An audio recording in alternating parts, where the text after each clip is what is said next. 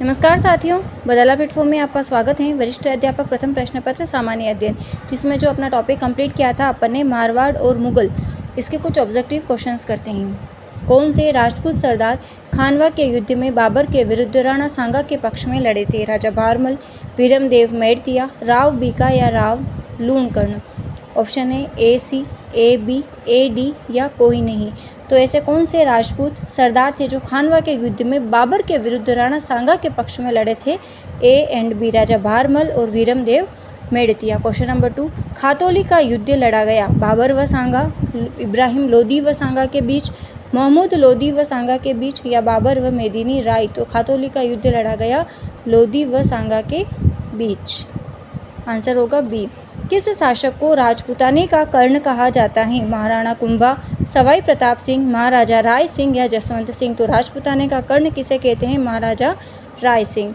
महाराणा प्रताप के हाथी का क्या नाम था? राम प्रसाद, चेतक, मर्दाना, वीर प्रसाद। तो हाथी का नाम पूछा है राम प्रसाद, जबकि घोड़े का नाम था चेतक।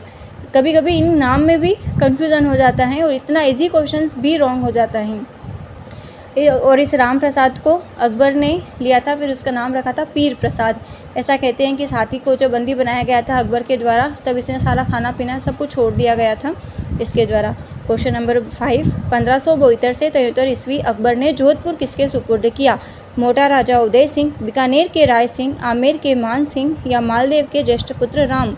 1572 से 73 में अकबर ने जोधपुर का सूबेदार किसको बनाया? बीकानेर के राय सिंह को। क्वेश्चन नंबर 6, राजा राज सिंह किसके समकालीन थे? मेवाड़ के जो राज सिंह थे, अकबर, जहांगीर, औरंगजेब या शाहजहां। तो राणा राज सिंह किसके समकालीन थे? औरंगजेब के। राणा सांगा व बाबर के मध्य खानवा का युद्ध हुआ 1527, 1528, 29 या 30। तो खानवा का युद्ध हुआ था 1527। हल्दीघाटी युद्ध के पश्चात महाराणा प्रताप ने राजधानी बनाया चावंड, गोगुंदा, कोलियारी या कुंभलगढ़। तो हल्दीघाटी युद्ध के पश्चात में महाराणा प्रताप ने राजधानी बनाई थी कुंभलगढ़। मालदेव के पश्चात मारवाड़ का शासक बनता है जेठमल, राम, चंद्रसेन, पृथ्वीराज। तो कौन बनता है? चंद्रसेन। राणा सांगा ने किस युद्ध में बाबर की सेना को हराया? खानवा, नागौर, घाघरा या बयाना। तो बयाना के युद्ध में हराया था।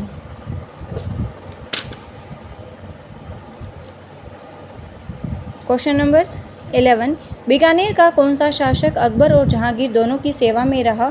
राव बीका, कल्याणमल, राय सिंह या दलपत। तो कल्याणमल। महाराणा राज सिंह का शासनकाल था 1597 से 1620, 1620 से 1628, 1628 से 1652, 1652 से 1680। तो महाराणा राज सिंह का शासनकाल था 1652 से 1680। आंसर होगा डी। उन दो सरदारों के नाम बताइए जिन्होंने अकबर के समय 7000 की मनसबदारी प्रदान की गई।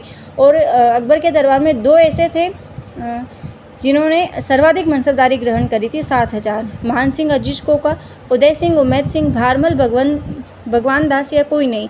तो ऐसे कौन थे? मान सिंह और अजीज कोका, जिनको सर्वाधिक 7000 ही मनसबदारी दी जाती थी। मुगल सम्राट जहांगीर ने दलथम्बन की उपाधि किसे दी? गज सिंह, सूर सिंह, मलिका अंबर या मनोहर दास। तो दलथम्बन की उपाधि थी गज सिंह की। आंसर होगा ए।